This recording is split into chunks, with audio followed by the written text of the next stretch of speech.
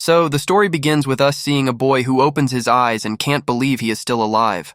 His name is Hajime, and he had come here with his friends but accidentally fell down. Now Hajime is trying to find a way out. Suddenly he sees a rabbit in front of him, but it's not an ordinary rabbit. It starts to attack Hajime, but then a huge bear monster appears and starts eating the rabbit's head. Hajime gets scared and starts running away, but the monster cuts his hand. Using his transport skill, Hajime hides inside a rock and passes out. When he wakes up, he finds himself near a holy crystal. He had read that when a mana user touches the crystal, it can heal any wound. But Hajime thinks he can't defeat the monster because it's too big and strong. Now, we see a scene from some time ago where people are getting ready to fight monsters in the same cave. Hajime is also there, fighting a monster but losing badly. Then a boy comes and kills the monster. Another boy comes and calls Hajime useless. Two girls come and ask Hajime if he's hurt.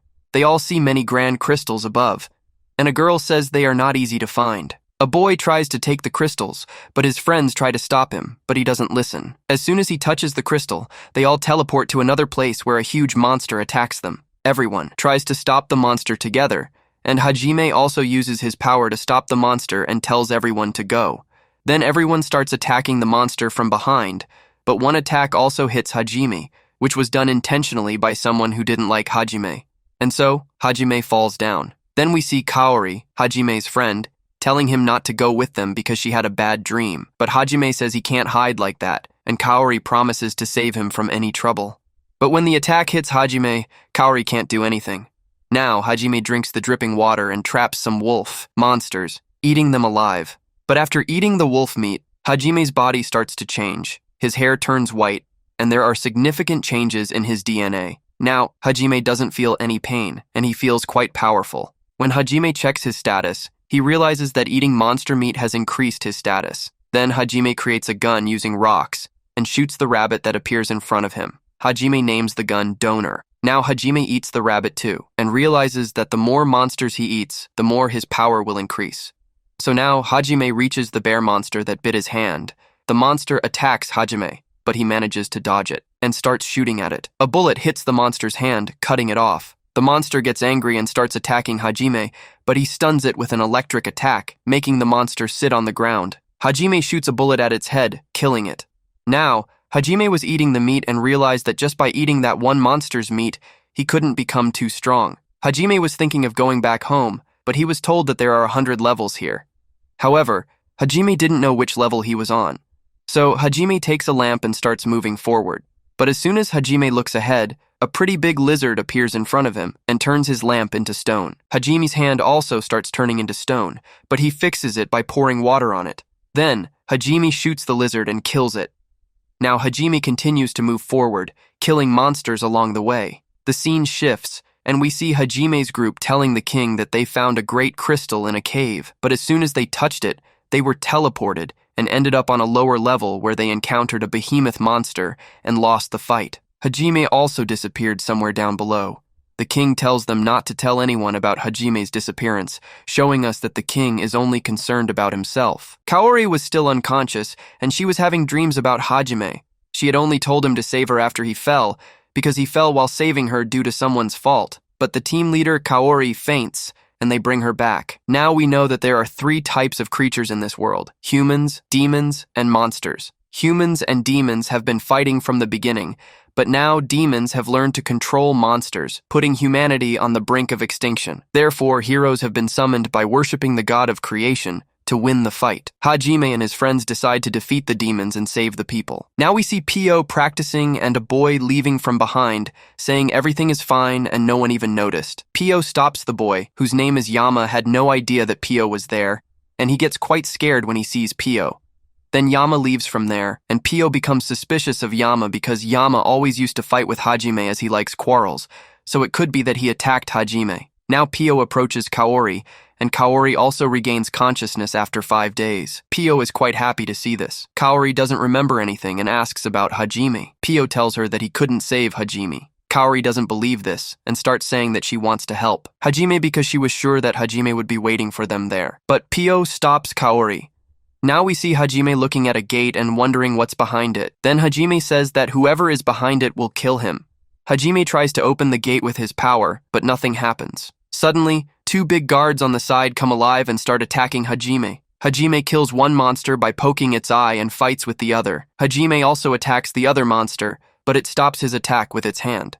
Hajime realizes that the monster cannot go far from the gate, so he attacks it and brings it near the wall and shoots its eye. On the other side, in the palace, Kaori tells Pio that she knows Hajime is still alive, so she needs to be stronger to save him. Kaori asks for Pio's help and hugs her. Meanwhile, Hajime is eating the meat of those monsters and gets 3 balls which, when placed on the gate, open it. It was quite dark inside, and Hajime sees a girl tied up. Hajime starts to leave, and the girl asks for help, but Hajime doesn't stop. Then the girl says she has been betrayed. Hearing this, Hajime remembers his past and goes, "Now?" Hajime asks her why she was sealed like that. The girl explains that she is a vampire and quite strong. She did everything to save her people, but the ministry thought she was too strong and could pose a threat one day, so they tried to kill her. When they couldn't kill her, they sealed her here. Hazim helps her and uses his flower power to set her free. When Hazim's power runs out, he drinks a serum to replenish it. Then, Hazim asks the girl for her name, but she says he saved her life so he can name her. Hazim gives her the name Moon, because he felt a moon-like vibe from her the first time he saw her.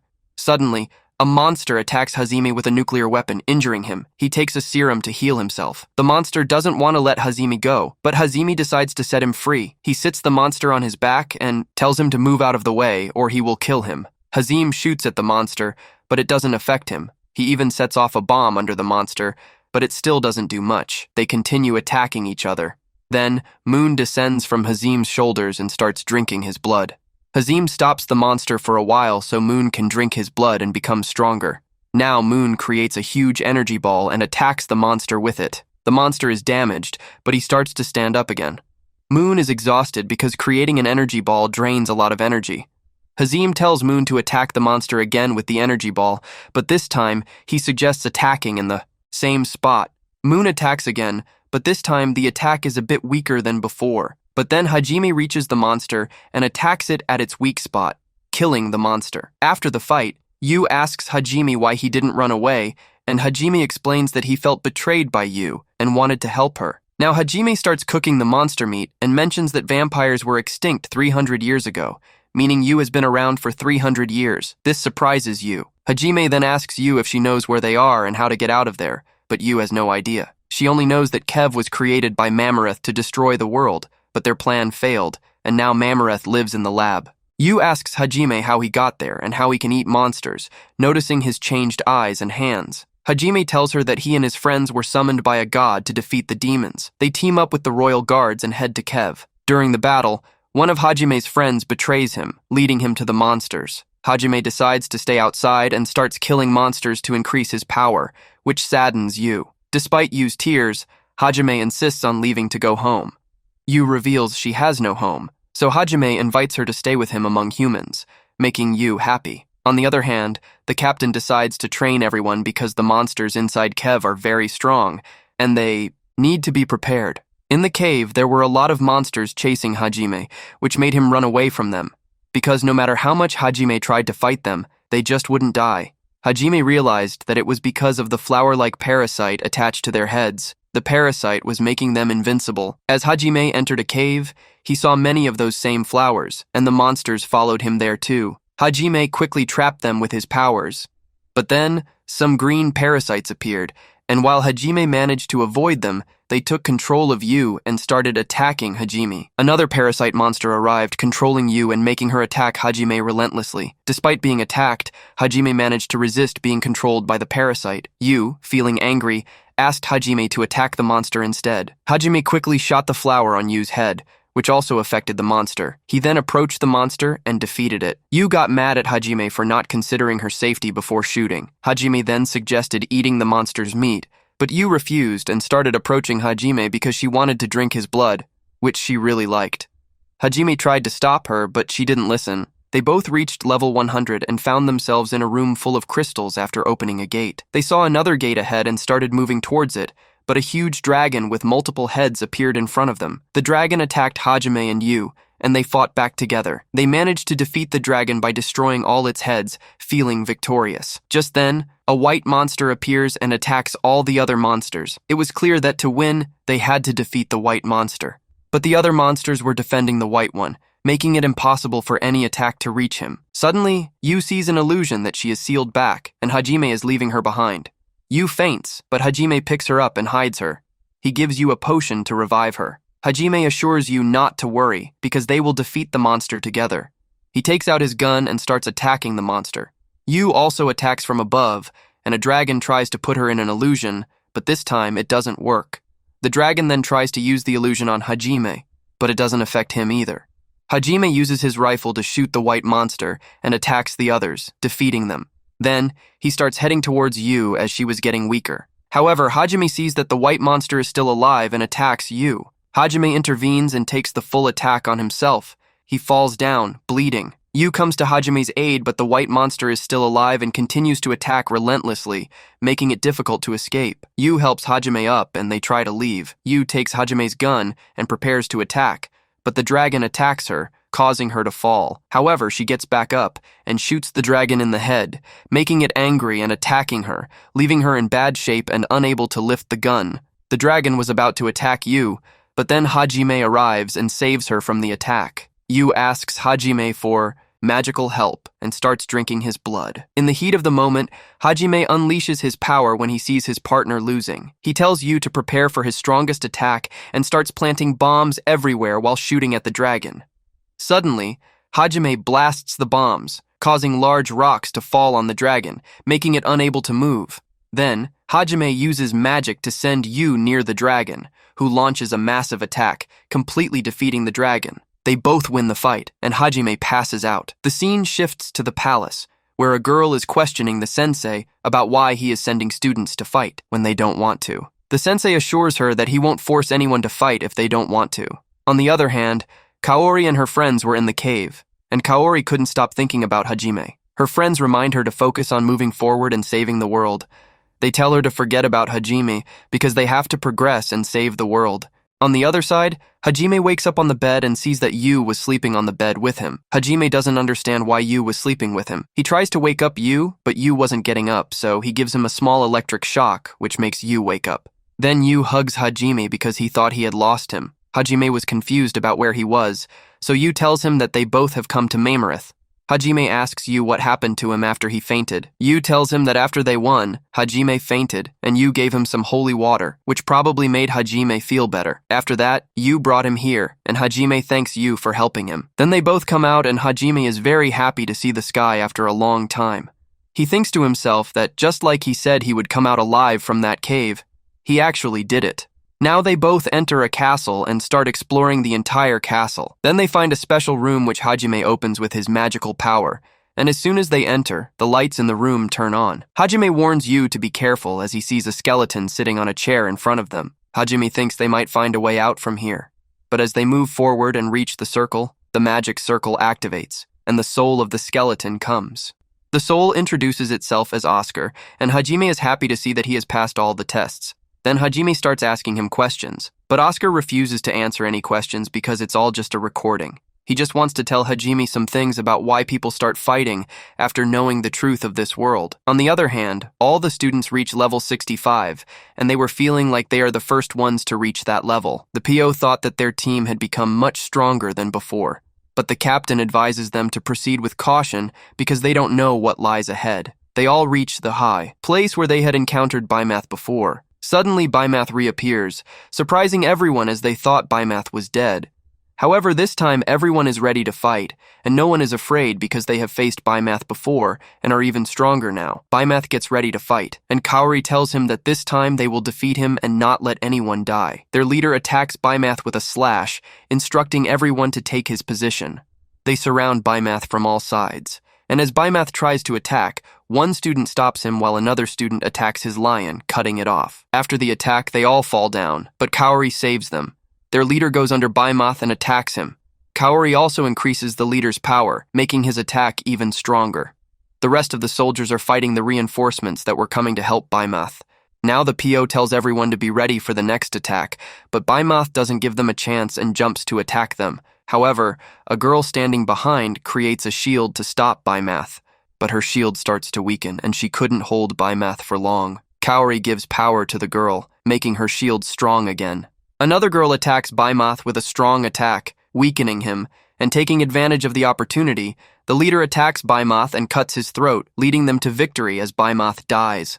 Yu approaches Hajime and asks him what he's thinking, but Hajime says he's not thinking about anything and is just happy that they won. On the other hand, Hajime continues to talk to the spirit and tells him that he doesn't know why he's here, but he decides to give his power to Hajime and warns him not to misuse it. The spirit then leaves, and Hajime starts to feel a sharp pain in his head, and the circle on his head glows brightly again. Hajime feels better now and is ready to go back home. Yu grabs Hajime's hand, and he tells her that he may have learned a new skill that allows him to add energy to raw materials, which could give them special abilities.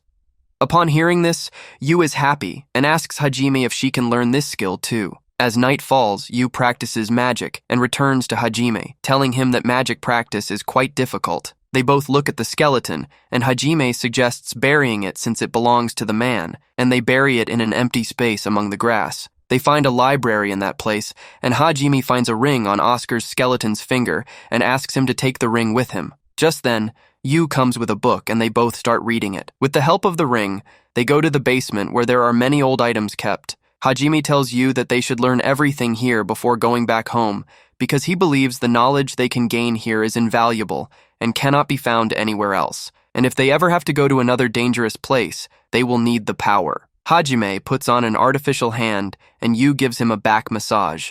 She also cooks a delicious meal for Hajime, which he really enjoys. After that, they both start training there, and Hajime even gives Yu a special ring, which makes Yu very happy. Now, after a long time of practice, they both have become quite strong. Now, they were both quite strong, so Hajime knew that the other kingdoms wouldn't stay quiet and might even attack them. That's why Hajime tells Yu that they might have to fight the whole world.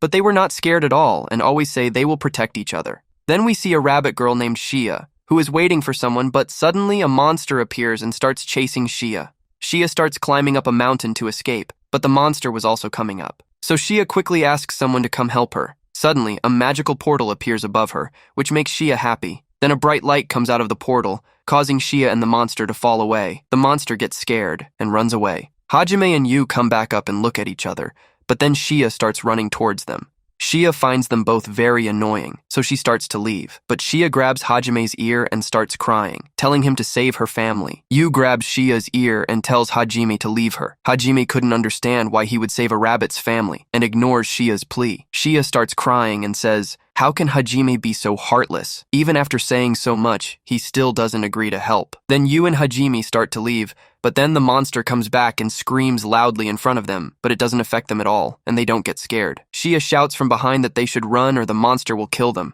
Then Hajime shoots the monster with his gun, and it dies instantly. Upon seeing this, Shea realizes that Hajime can help her, so she grabs his leg again. But this time, Hajime hits Shea on the head and frees his leg. Shea starts crying and tells Hajime about her family's terrible situation, but Hajime just hits her on the head again. However, Shea doesn't back down, so Hajime decides to listen to her story. But Shea starts wiping her face with Hajime's clothes, which makes him angry, and he hits her on the head again. Shea asks how he can hit such a beautiful girl. Hajime replies, saying, "How can she call herself beautiful when she's covered in dirt?" Now, Hajime and Yu listen to Shea's story about how she can use mana, while other beastmen cannot. Shea knew Hajime was coming, so she was waiting for him to help her. Hajime uses his magic to summon his bike and gets ready to leave. Shea tells him that he's going to the great tree in the forest, where there's a lot of fog, so it would be good to have someone who knows the way. Hajime agrees and takes Shea with him. On the other hand, Shea's entire family is hiding from monsters when a girl is about to be attacked by a monster. Hajime defeats the monster, and Shea calls her father for help. But Hajime throws Shea into the sky, creating a diversion, and then shoots all the monsters attacking her. Yu and Hajime team up to defeat all the monsters, allowing the rabbit family to finally get some rest. Shea thanks Hajime, but he brushes it off. Suddenly, a girl brings a beautiful flower for Yu, making her happy. Shea suggests going on a mission with them, but Hajime declines. The next day, the entire rabbit family tells Hajime that they need to become strong so they can protect themselves. Therefore, they ask Hajime to train them all.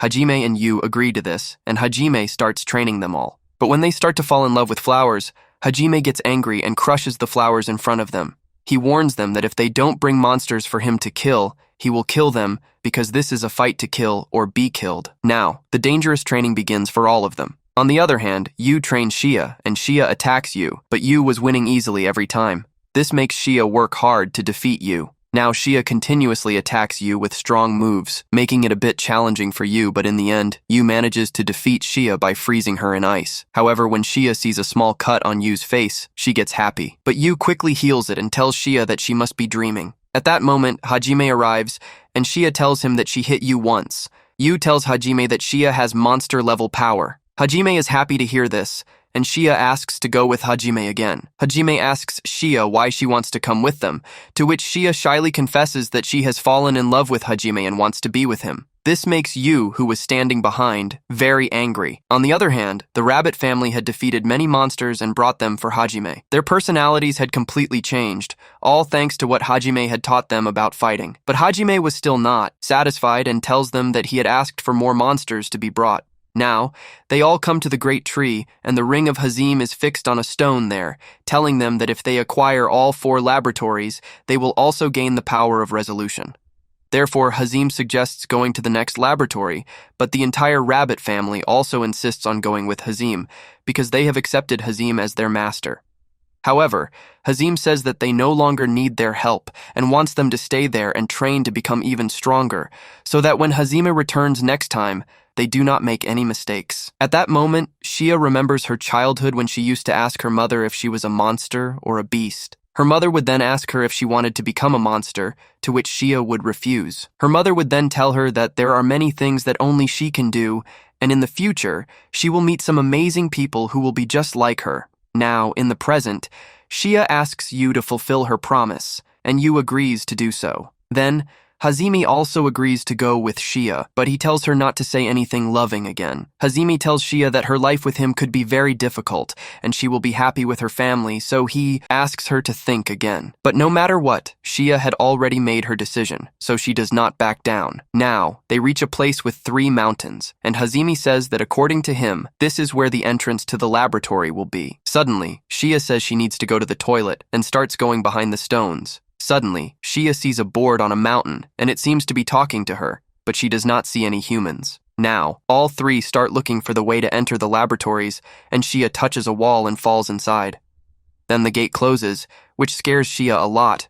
Immediately, Hazim starts shooting at. The 3 of them stumble upon a talking stone, but Shea smashes it with her hammer. However, the stone's voice still echoes. As they walk through a hallway, Hajime accidentally triggers a trap that closes all the gates and sends big boulders rolling towards them. Hajime tries to break the stones by shooting them, but they keep coming. Shea steps in and stops the stones and even blocks the blades that are coming at them. Hajime then picks up the 2 girls and starts running. Yuka follows them, facing all the traps alone. They end up back where they started,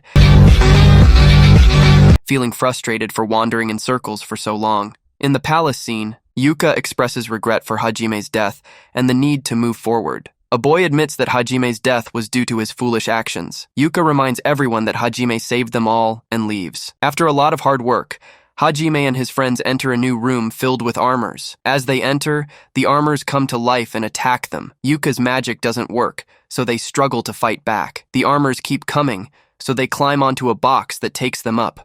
Up above, a pretty big monster was waiting for them, and he introduces himself as Milady. However, Hazim asks him who he really is because he read in Oscar's notes that Milady died many years ago. Upon hearing this, the monster is surprised at how he managed to cross Oscar's labyrinth, but Hazimi tells him to answer his question, or else he will fight him. Hazimi explains that he is only here to get ancient magic. Now the monster says that he is the real Milady, and asks Hazim about his end goal, to which Hazima replies that he wants to go home because his god has kept him here. Therefore, he needs ancient magic to jump between 2 worlds. Hazim then asks about ancient magic, but the monster doesn't tell him. Now Hazim gets angry and fires several rockets at him, and Shea attacks his hand, breaking it. Then Hazim shoots him in the heart, causing him to fall. Even after doing all this, nothing happens to him, and now he starts attacking them. Hazim, with both girls, manages to dodge the monster's attack and stands behind him. The monster doesn't understand how they survived his attack. Now all 3 attack him from behind, and Hazim fixes a machine on his heart that continuously gives him electric shocks. Then Shea attacks the pole, which hits his heart directly. His hand breaks, and the monster dies. Seeing this, Shea tells her to sit down and praises her for doing a good job, making Shea emotional. Then the monster starts speaking, saying that if they want to achieve their end goal with ancient magic, they need the best of luck. But they are quite bad, and one day Hazim will kill them as a god killer. Then the monster starts disappearing and tells them to live life according to their own terms. This offer is something Hajime enjoys, and he presents his two conditions in front of Luochain. First, he needs a status plate, and second, if he ever needs Hajime's help, Luochain will be ready for it. Luochain agrees, and the three set out on their mission. While on the way, Hajime tells Yu that the more Luochain owes him a favor, the more he will help them. But they were feeling quite hungry, so they decide to stop and eat something first. Hajime suggests eating rice because he really likes it. Next, we see a scene at a hotel where Sensei and Yuka were, and after working hard, they eat at the hotel and really enjoy the food. The hotel owner is very happy to hear this, while Luochain seems disappointed. Sensei asks him what happened, and he explains that he used the last of his hotel's spices today, and maybe monsters attacked the place where the spices come from, causing their supply to stop. Everyone is quite disappointed, because now the hotel will be closed for some time. Just then, Hajime arrives, and Sensei is shocked to hear his voice. Sensei approaches Hajime and starts crying, but Hajime says he is not the person she is looking for. However, Sensei grabs his hand and starts asking him what happened to him. Yu tells Sensei that she is bothering Hajime, so she should talk to him calmly. Now Sensei sits down, and Hajime starts telling her about himself. While Hajime is looking at the menu and deciding to eat rice and curry, Yu and Shea also decide to eat the same. Hajime ignores Sensei, which makes her angry, and she asks him angrily who these two girls are. Shea tells her that they both belong to Hajime, which surprises Sensei, and Hajime tells Shea not to say that because only Yu belongs to him. After hearing all this, Sensei gets quite angry and starts lecturing Hajime. Then they all eat together, and Sensei asks Hajime a lot of questions, to which Hajime just says that he worked hard and doesn't give the right answers to her questions. Sensei gets quite annoyed after hearing all this. Then a knight comes to their table and tells Hajime that he should learn how to talk to a girl, and asks why he is sharing a table with a beastman. He even suggests cutting Hajime's big ears so that she can look more human. The knight starts staring at Yu, which makes him angry, and he is about to draw his sword to attack Yu, but Hajime shoots him, causing the knight to fall back. Hajime then tells the knight that it was just a warning for him, and if he tries to do something like that again, he will kill him. This reminds Yu of how Hajime saved her with his power when monsters tried to attack her. After finishing his meal, Hajime says he is not interested in them, and doesn't want to know where they were or what they were doing, because he had forgotten about them a long time ago. So, it's better if they also forget that they saw him today, because that would be right for them. Hajime says if any of them have made him angry, he won't even think twice before killing them. Then Hajime asks Shea if she is still upset about the knight's words because she will have to face even worse things ahead. Shea says she is just upset that people don't like her ears. Yu tells Shea that Hajime actually likes her ears, so when she was sleeping, he was touching her ears. Hearing this, Shea becomes very happy, and they all leave from there. Sensei still insists that she will not accept defeat and will take Hajime home with her. Yuka thinks Hajime has left from here, and she couldn't even thank him. That same night, Sensei is still thinking about Hajime, and then Hajime comes into her room. Sensei is quite surprised to see Hajime there, and starts asking him how he came into her room. Hajime explains that he used his powers to come here, and he didn't want anyone else to hear their conversation. Then they both sit down, and Sensei asks him what he wanted to talk about. Hajime says he wants to tell her about the history of this world that he has learned in such a short time. He will also explain why he doesn't want to go with Sensei. Hajime tells Sensei that a long time ago, humans, demons, and many other beastmen were fighting each other, and many lives were at stake. A team was formed at that time called Labyrinth, and their leader found out that there was a god who was just fighting them for fun. But God turned humans against Labyrinth, and humans started killing Labyrinth's people one by one. Labyrinth's people didn't want to kill those humans who they had sworn to protect. Only a few Labyrinth people survived, and they decided that they couldn't defeat God right now because they didn't have enough power. So, they decided to hide and wait for a strong human who could defeat God and end this game forever. Hajime tells Sensei that he knows all this now, and it's up to Sensei whether she believes in him or not. Sensei asks if Hajime is doing all this to defeat the evil god, but Hajime says he doesn't care about anything in this world. He is only looking for Labyrinth so he can find a way back home. Afterwards, Hajime starts to leave and Sensei tells him that Kaori never believed that Hajime had died. She also mentions that Kaori is undergoing intense training to become even stronger than before. Hajime tells Sensei to inform Kaori that the danger is not only below the cave, but she should also check her team and see who she can trust. Sensei is confused by this and asks Hajime what he is talking about. Hajime explains that one of their best students deliberately attacked him and made him fall down. Hajime's fall was not an accident. Therefore, he should also tell Kaori that the person she trusts is trustworthy as well. Hajime leaves from there, and Sensei is quite surprised to learn that there is someone who hates them. The next day, Hajime is about to go on his mission when Sensei and his colleagues appear in front of him. Hajime tells Sensei that he had asked them to stay away, but Sensei says they also want to help Hajime, and the more people there are, the easier it will be to find someone. Yuka also says that with the help of their horses, Hajime can reach his destination quickly. Then Hajime shows them his bike and tells them he doesn't need it. Sensei approaches Hajime and tells him that she has some questions regarding the information he provided yesterday, so she wants to come with him to ask him some questions while searching. Now Hajime agrees to let her come along, but Yuka asks Hajime how they will all fit on his bike. Then Hajime magically summons a car with his ring, and they all set off on the mission together. As everyone was traveling together in the car, Sensei started feeling sleepy on the way and ended up resting her head on Hajime's shoulder and falling asleep. Yu felt a little jealous seeing this and told Hajime that she was sitting so far away while Sensei was sleeping right next to him. Hajime explained that Sensei had done a lot for him in the past, so it wouldn't be a bad thing if he did something for her in return. Shizue also chimed in from the back, saying that she also wanted to sit next to Hajime. They all eventually reached the forest, where Hajime started searching for clues throughout the forest with the help of his magical item to learn more about the adventure. However, Sensei had no idea about this item, so Hajime explained that it contained a magical stone that allowed him to see everything he wanted to see. Suddenly, Hajime noticed some broken pieces of a shield near the river,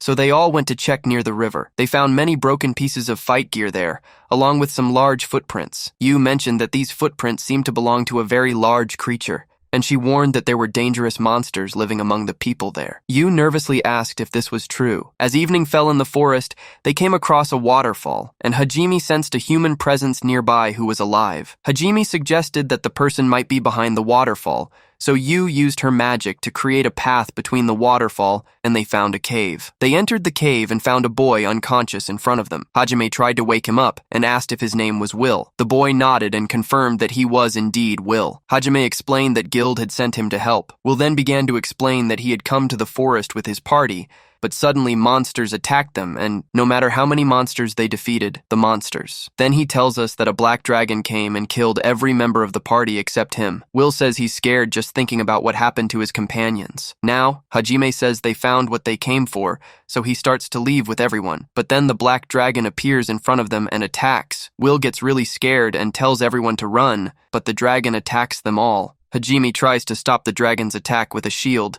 but the dragon's attack was too strong, making it difficult for Hajime. Yuka grabs a shield and helps Hajime. The dragon doesn't stop and the situation gets worse. Then Yu attacks the Chi dragon with her energy ball, causing the dragon to fall down. Shea also attacks the dragon with her hammer. Everyone thinks the dragon will stop now, but their attacks don't affect the dragon, and it starts attacking again. Shea tries to attack the dragon again, but this time the dragon hits her and she falls into the river. Hajime starts shooting at the dragon, causing it to fall, but as the dragon stands up, it attacks Will. However, Yu saves Will. Yuka and her friends try to help by attacking the dragon, but the dragon stops their attack. Hajime tells Sensei to take everyone away. Sensei couldn't do anything against the dragon. Then Hajime tells Yu to keep everyone safe while he fights the dragon. Hajime takes out his sniper and shoots the dragon, injuring its wing. The dragon falls down. Hajime climbs on top of the dragon and starts punching its belly. But the dragon doesn't give up, so Hajime shoots the dragon and blasts a bomb on it, weakening it. Hajime attacks the dragon, sending it flying high up and then crashing down low, but the dragon was still trying to get back up. Suddenly, Shea calls out to Hajime and starts attacking the dragon from above the river. With just 2 attacks, the dragon falls and passes out. Hajime explains to Shea and Yu that a dragon's body is covered from all sides, making it able to withstand strong attacks easily. But there is one spot where the dragon feels the most pain. Hajime then inserts a metal rod into the dragon's back, causing it intense pain. A girl's voice tells him to remove the rod, but Hajime pushes it further in. The dragon asks Hajime to remove the rod, but he continues to push it in. The dragon tells Hajime that she will reveal everything if he removes the rod, but Hajime keeps pushing it in, causing the dragon to scream and beg him to stop. Hajime asks why the dragon didn't die like all the other dragonborns should have, and why she is attacking adventurers. The dragon explains that an evil man sent her to kill the boy, as he knew warriors from another world had come here to see him. But on the way, she got tired and started resting in her dragon form. Suddenly, the man appeared and used mind control magic to take full control of her, sending her to kill the boy. Vil doesn't trust the dragon's words because she killed all his friends and now claims it wasn't her fault. Vil asks how he can trust that she is telling the truth, as he believes she is just making up stories to save herself. Dragon explains that Dragonborn never harm humans for no reason and never lie, but Vil still couldn't believe it. Then Yu tells him that she is telling the truth because Dragonborn are noble and never lie as it hurts their pride. You can tell when someone is lying just by looking into their eyes, but this dragon's eyes and every word are completely truthful. However, Vil still suspects that maybe Dragonborn have harmed his friends. Dragon says it's true, and she can punish him if needed. But first they need to stop the man who controlled him, because he must be planning something bad. But Hazim tells Dragon that he has already caused enough trouble for him, so he will end the story by killing him. Hearing this, Dragon is surprised and says she will let the man who controlled her go easily, but Hazime says he has no connection with that man. He was about to kill him on the road, but then Yu asks if he will really kill him. Hearing Yu's voice, Hazime stops and says he had to endure so much because of her.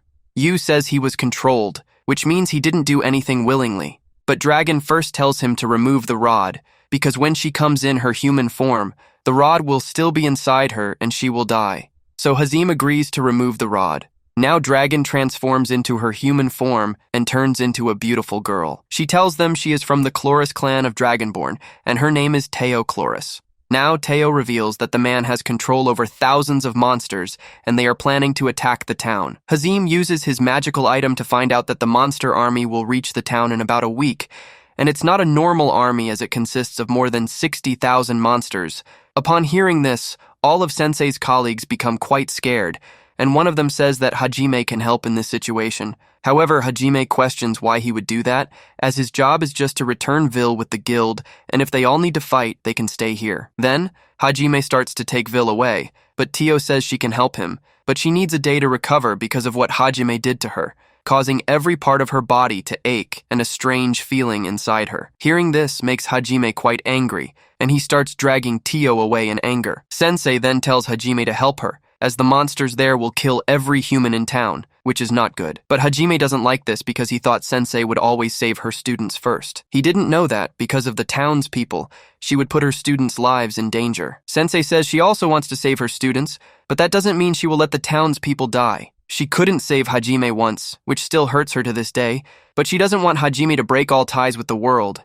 Hajime then asks Sensei if she will remain his teacher no matter what decision he makes, to which Sensei agrees, but she asks him to listen to her first. Now Hajime stands up and starts to leave, but then he says they need to prepare to fight the monster army, so there is no time to sit and talk. Upon hearing this, Sensei and the others become quite happy, and Hajime starts building walls around the town, with the townspeople helping him. Then, they send all the women out of town and prepare food for the remaining people. As the evening approaches, Sensei asks Hajime if he needs anything, to which he replies that the monster army is coming. That same night, Hajime was cleaning his sniper when Yuka suddenly appeared. She thanked him for saving her life, as she hadn't had a good opportunity like this before. Yuka didn't want to waste this chance to thank Hajime before the fight.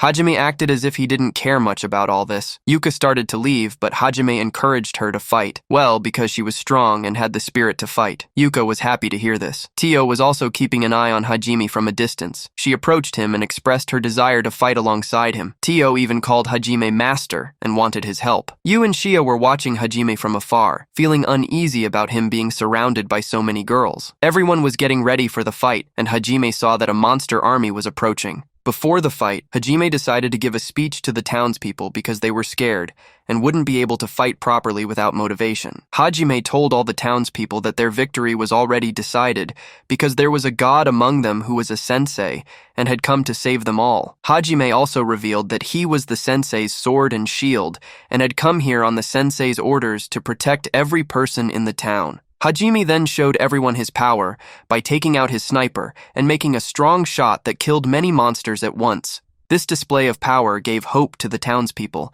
as they believed that with the god on their side, no one could defeat them. Everyone was now ready to fight. The attack on the monsters began, and we saw Teo had given Hajime a ring to use during the fight. Teo and Yu bring their power to the fight, unleashing fireballs and tornadoes that take out many monsters in one shot. With such strong attacks, The monsters are in bad shape, and none of them can stand a chance against them. The fight goes on for a while, and everyone starts to get tired from using so much power. Tio and Yu are so exhausted that they end up falling asleep. At the same time, Hajime's bullets are running out. So, Hajime decides to go into the midst of the monsters to fight because the monsters will keep coming and won't stop. It's also possible that they might slowly start entering the town. Hajime and Shea hop on a bike and head into the midst of the monsters, attacking them. Yu also attacks them with an electric dragon, clearing a path for Hajime. Shea was beating up the monsters so badly that they started running away in fear. Suddenly, a wolf monster attacks Shea, but she defeats it with a hammer. Now Hajime starts heading towards the man who was controlling all the monsters, because as long as he doesn't give up, the monsters won't stop. But the man's wolf gets in the way, and Hajime defeats it too. When Hajime sees the boy's face, he is surprised. Morning comes, and Hajime brings the boy to Sensei, who is Yojomo, Sensei's student who ran away from him some time ago. Sensei is surprised to see Yojomo and asks him why he did all this. Yojomo explains that Sensei never gave him the respect he deserved, so he ran away. Then, in the forest, he met demons who understood Yojomo's real power and made a contract with him to give him power in exchange for helping them defeat Sensei because he really doesn't like Sensei. Yojomo starts yelling and says he can't lose because he brought an army of 60,000 monsters and the Sensei isn't strong enough to defeat him. Then Yojomo gestures towards Hajime and asks who he is and where he got such strong weapons from. The Sensei grabs Yojomo's hand and tells him she can understand that he wants to feel special, but he can't be with the demons because that's the wrong path, and she doesn't want any of her students to go down the wrong path. Even after all this, the Sensei tells Yojomo to forget everything and come with her. Yojomo stands up and puts a poisonous pin on the Sensei's neck, making her a hostage. Then Yojomo asks Hajime for all his weapons, but Hajime refuses and says if he runs away, the demons will kill him anyway, so what's the point of giving up his weapons? Just then, Shea jumps to save the Sensei, but a monster attacks Yojomo from behind, and the attack hits Shea instead of Yojomo. In the meantime, the pin also hits the Sensei. Hajime attacks the monster that injured Shea, causing it to get hurt, but it was already far away, so it manages to escape. Hajime quickly takes medicine to save Shea, but Shea asks him to help the Sensei first because she got hit by the pin. Hajime sees that the Sensei's condition is deteriorating,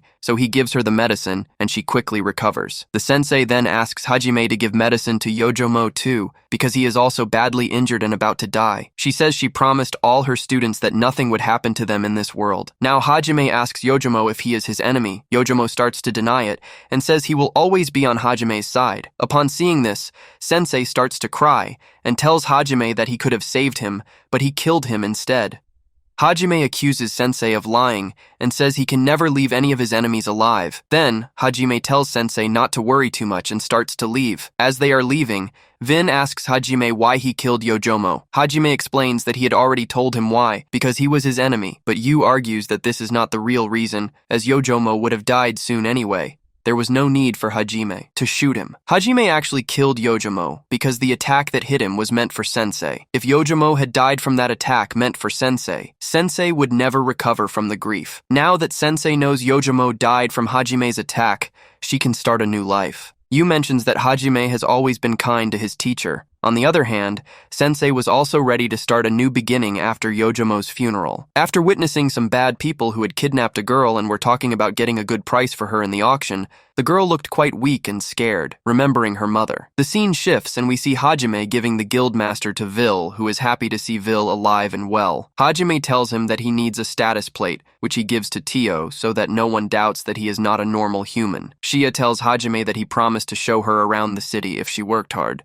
but Hajime's attention was on some people who were spying on them because the city people don't like outsiders. You ask them what to do, but Hajime tells them not to worry because if anyone tries to attack them, he will easily defeat them. Tio gets lost in her thoughts about her childhood when her father told her that she would have to defeat God because he didn't want their well-being, but she doesn't have that power yet. She believes that one day someone will come who will have the power to defeat God, and as long as Tio is alive. When Tio was very young, she promised her father that she would stay alive and find someone who could defeat God. Many years later, Tio finds out that God has called some warriors from another world, so she leaves her village to see them. The next day, Hajime and Shea go out to explore the city in the morning, and Shea is quite happy because she was out alone with Hajime for the first time. Then Shea takes Hajime straight to an aquarium because she was really in the mood to visit an aquarium. Now they find a monster inside that can speak in human language. Now, Hajime asks the monster Lyman if he can really speak, or if it's all just a lie. Suddenly, the fish-like monster spins around and answers that they should first introduce themselves to each other. Hajime tells him his name and asks who Lyman is. The monster responds by asking what kind of question that is. If Hajime were asked what a human is, what would his answer be? Still, Lyman says he is just who he is. Next, Lyman asks Hajime how he finds the location of the monsters around him. Hajime explains that maybe it's because he has eaten monsters before, that's why he can do it. Then, Lyman and Hajime have a conversation that Lyman really enjoys. Hajime then asks Lyman how he ended up here. Lyman explains that he was on a solo journey when suddenly a huge wave came in his way, causing him to fall from the water onto the ground. Hajime understands that Lyman ended up here because of the wave, so he asks Lyman if he wants to leave from here. Lyman agrees, and they head towards the open water. Lyman thanks Hajime and tells him that when he was brought to the aquarium, he saw a mermaid girl and felt like he could be forced to bring her. He also warns Hajime about the groups in the city that capture people and make them slaves, so he should be careful. With that, Lyman leaves. Shea is eating ice cream and asks Hajime if he has any problem with her joining their group. Hajime says no one asked her to join, she is coming on her own, and he doesn't mind. She is fine just the way she is and quite strong too. Then, Hajime asks Shea if she likes Tio. Shea responds that she really likes Tio. As they were both walking, Hajime suddenly senses someone and stops. Shea starts asking Hajime who he sensed, to which Hajime replies that the person he sensed is small and weak. Shea says there are a lot of people here, so it could be anyone, but Hajime tells her that the person he sensed is down below. Then we see Tio and Yu buying fruits. Tio asks Yu if Hajime is out with another girl, but Yu says it's not another girl, it's Shea. When they first met Shea, she was quite annoying, but over time, Yu realizes that Shea fights for what she likes and protects those things as well. Although Shea likes Hajime, she also likes Yu, so Yu is not worried at all. Because Shea would never do anything to hurt Yu, so being with Hajime and Shea doesn't bother Yu at all, and that's what Yu likes most about Shea. Hajime and Shea go down to save the girl, who was in a weak and unconscious state. Hajime tells her she needs rest and then takes her with him. A little while after they leave, some goons arrive, and when their leader sees that the girl is missing, he gets angry and orders his men to find her, not knowing how valuable she is and how much they could get for her. On the other hand, Shea tells Hajime that the girl is a Marfal and lives not here but towards the west. She is a rare breed of beastmen who support the kingdom, so she is kept under protection. The girl regains consciousness and Hajime asks for her name, to which she replies her name is Miyu. Shea then bathes Miyu and feeds her, making Miyu feel much better. Hajime tells them they should now think about what to do next. The conversation between Yu and Teo was getting interesting. Teo mentioned that they were getting closer in just a few days, which was great news, but Yu warned Teo to be a little cautious of Shea,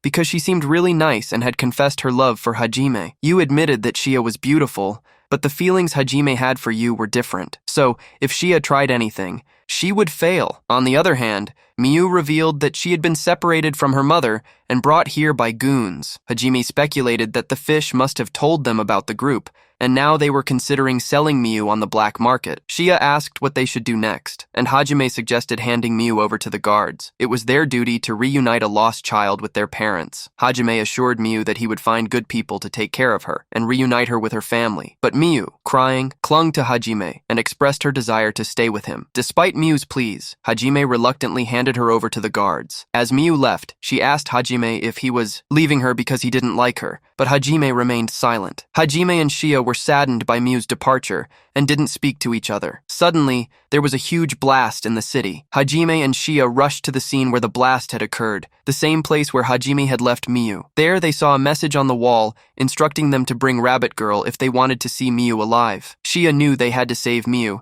and Hajime agreed to help because now the goons were his friends too. Meanwhile, Yu and Teo were enjoying their tea when a man crashed into their table, followed by Hajime and Shea from behind. You ask what they are doing on their date, and Hajime tells you that they saved a Marvel girl from a gang, but the gang took the girl back. Now they are looking to eliminate that gang forever. You ask where the girl is now, and Hajime says no one is giving an answer to that question. So, they decided to set an example and eliminate every child trafficking gang in the city. Hajime says they will need your and Tio's help to find Miyu quickly. Both you and Tio agree to help Hajime, and he says you will be divided into two groups, Hajime and you in one group, and Tio Tio and Shea in the other. On the other side, the gang members bring Miu to the gang leader, who is quite pleased. Together, they were continuously eliminating all the gangs in the city. Miu sits sadly, still thinking about Hajime. Suddenly, the leader comes and tells Miu to cry loudly so she can be sold for a higher price. Miu gets scared, but then Hajime arrives and jumps on the leader, knocking him down. Hajime doesn't even give the leader a chance to speak and shoots him dead. Hajime takes Miu out of that place and up into the sky, where they see a beautiful view. Then Hajime blasts the place where Miu was supposed to be sold. Suddenly, some dark clouds appear, and an electric dragon emerges, eliminating the last remaining gangs in the city. Now, Hajime brings Miu to his friends and introduces her to you, saying she is his lover. At first, Miu is scared of you, but you hug her and tell her she is very cute and brave today. Tears roll down Miu's eyes upon hearing this. Then, Hajime introduces her to Tio, and Miu is now very happy. She starts calling Hajime father, which makes him feel a bit awkward because he is. After that, we see Hajime and his companions not being in the second city. But Hajime had let his friend Shea ride his bike and she was having a blast, which made Shea not pay attention to her safety at all. Then Hajime meets the guildmaster of that city, and he gives him a letter from the guildmaster of the previous city, which was an introduction about them. The guildmaster of that city is a little surprised when he sees their status. They were talking when suddenly a boy comes in and tells them that there is a demon in the labyrinth and they need help. Hajime knew that boy because they were all in the same team before. The boy is surprised to see Hajime because he thought Hajime was dead, but Hajime had changed a lot since then. Then the boy asks Hajime for help because Hajime is alive, which means he is so strong that he finished the entire labyrinth alone. Then the boy tells them that he went to the labyrinth with his team, but even after going deep down, they couldn't find any monsters nor were any attacking them. Suddenly, they encounter a lot of monster blood, and no one could understand what was happening. Everyone thought one monster had killed the others. But then a demon appears in front of them, looking quite strong. The demon asks the leader of the heroes if he has ever thought about changing sides, to which he asks what she is talking about. The demon explains about switching to their side. The leader immediately refuses and says none of them will ever do that. But the demon reveals that one of the demons has already switched sides, which surprises everyone, and the leader starts saying that none of their friends would ever do such a thing. Suddenly, a monster attacks them, injuring their two companions. However, Kari heals them instantly. They all start fighting the monster, but none of their attacks seem to work. Soon, several more strong monsters appear. Then, Pio and Leader step forward and manage to injure the monsters, but the demon quickly heals them, making their attacks ineffective once again. This sight shatters everyone's morale, as they had never faced such strong monsters before. Pio asks Enno to come, help, as he is the only one who can become invisible without anyone noticing. Enno agrees and quickly joins the guild for assistance. Enno starts telling a story, while Miu is eating, which angers Enno. He slams his hand on the table and yells, scaring Miu, who starts crying. This makes Hazim angry, and he yells at Enno so much that Enno himself gets scared. Yu then comments that Hazimi is truly becoming a good father. Even after Enno leaves, Pio and Leader continue to fight the monsters, with Leader successfully killing one of them. But then the demon brings dark clouds over them, and Shield creates a shield to protect them. However, Demon sends some monsters inside the shield, who manage to kill Sue. Seeing this, Leader completely breaks down, and Pio says they have to leave in time. But Leader starts screaming that the demon killed his companion, while Pio urges him to run. Pio slaps him and tells him to think logically, as if they don't leave now, they will all be killed. Ino rushes to the captain and tells him everything, but before they can do anything, a monster appears. The captain starts fighting the monster and tells Ino to go ask for help from the guildmaster and also destroy the portal from the other side so the monster can't escape. Ino finally reaches them, feeling frustrated that he couldn't do anything and had to run all the way here. On the other side, everyone is just running away continuously, and some start considering accepting the demon's offer because they don't want anyone else to die. But Pio firmly refuses to join the demon's side. Just then, the captain arrives and admits it was his mistake to involve the kids in this war. Suddenly,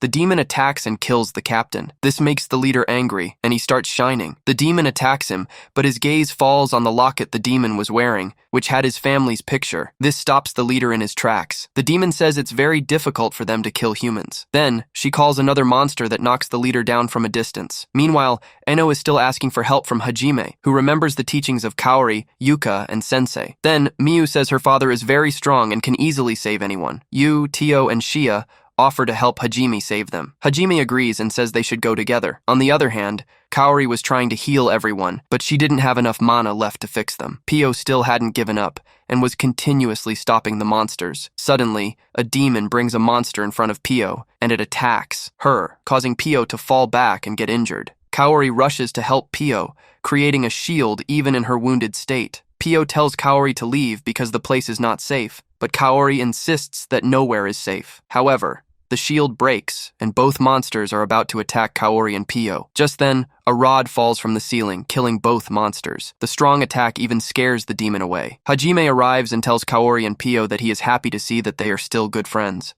Now let's go back a bit to a scene where Hajime is leading everyone.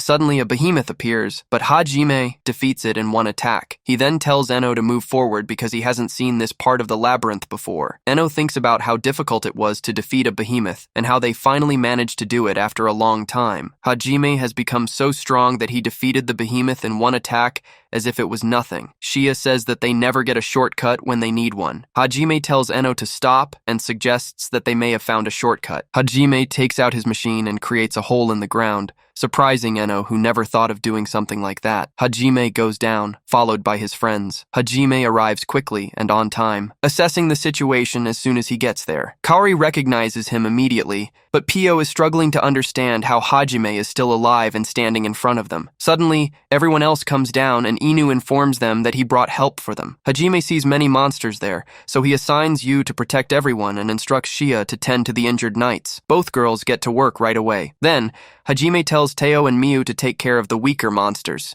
He warns the demon that she can leave if she doesn't want to die. This angers the demon, who threatens to kill him and his friends. An invisible monster starts to attack Hajime, but he effortlessly defeats it without even looking in its direction, surprising everyone. He then starts shooting and killing all the invisible monsters because he can sense them without needing to see them. The demon is still puzzled by how Hajime is able to do this. The demon then attacks Hajime with her black cats and wolf, but he easily dispatches them all with just a handgun. A turtle monster then appears and attacks Hajime, but he uses his shield to defend himself and redirects the attack towards the demon. The demon is baffled by Hajime's strength. She tries to control him with her puppet, but Hajime had already destroyed it, unbeknownst to the demon. He then shoots at the turtle, but it retreats into its shell. Hajime continues to shoot at the turtle monster, causing its shell to crack, and he ultimately finishes it off with a bomb blast. At first, Hajime's friends couldn't believe that this was the same weak Hajime who was always scared. But then, the boy who had attacked Hajime that day and knocked him down grabs Inu and says, "This is not Hajime, can it be?" Inu explains that he had checked Hajime's status plate, and it was indeed him. But the boy suggests that maybe Hajime had come up with a plan against them, so they couldn't trust him. Then Yu looks in his direction and says, "Is he thinking of coming back to Hajime's path?" Just by looking at Yu, he gets quite scared. Suddenly monsters appear, and Yu easily defeats them, saving Shea and Teo. Then she sends a snake monster to Demon Kaori and Pio. Hajime gives Pio a sword, with which she easily cuts down the monster. Pio had never seen such a sword before, as it was very light and sharp. Seeing all this, Demon Kaori is surprised and starts asking Hajime who he is. Then Demon uses high-level magic on Hajime, making everyone worried that Hajime might be hurt. Seeing a chance, Demon tries to run away, but Hajime throws a rod to stop her. We see that even with high-level magic, Hajime is unharmed. Demon asks Hajime if he is human, to which Hajime replies that he used to be human, but not anymore. Hajime approaches the demon and asks how a demon like her managed to control so many monsters and what she was doing down there, but the demon refuses to answer. So without saying anything, Hajime shoots her in both legs, causing her to fall. Now, Hajime tells the demon that to create such monsters, one must use ancient magic, and if she is using ancient magic, it means the demons are also trying to clear the labyrinth. The conversation with that demon made it clear that those monsters were given to that demon, and in reality, the labyrinth was cleared by someone else who obtained ancient magic. The demon, before dying, said that if she was killed here, her lover would surely come to seek revenge, and only Hajime would remain alive after killing her. But Hajime said it didn't matter if it was a god or a demon, whoever came in his way would die, and if her lover was as weak as her, it wouldn't be difficult for him. Then the leader said that the demon could no longer fight, so they wouldn't gain anything by killing her. But Hajime didn't stop and killed the demon. Then Hajime goes to the captain and asks Shea how she is doing. Shea says if they had arrived a little later, the captain wouldn't have survived, but she gave him holy water, so now he is fine. Shea asks if using holy water so sparingly is right, to which Hajime says the captain has helped him a lot before, so he can't let him die in front of him. Then everyone comes to Hajime, and Kaori starts crying, saying she thought she had lost Hajime and couldn't save him, even though she promised to protect him from every difficulty. But Yu and Shea didn't like that another girl was crying for Hajime. Then Hajime tries to silence Kaori, but it felt quite strange to him. Then Kaori hugs Hajime, which makes Yu and Shea very angry. Now they all start to go back, but the leader is still angry with Hajime for killing the demon even though she couldn't fight anymore. But Hajime tells the leader that he is angry because Hajime did what he should have done, and he himself was not worthy of doing that job.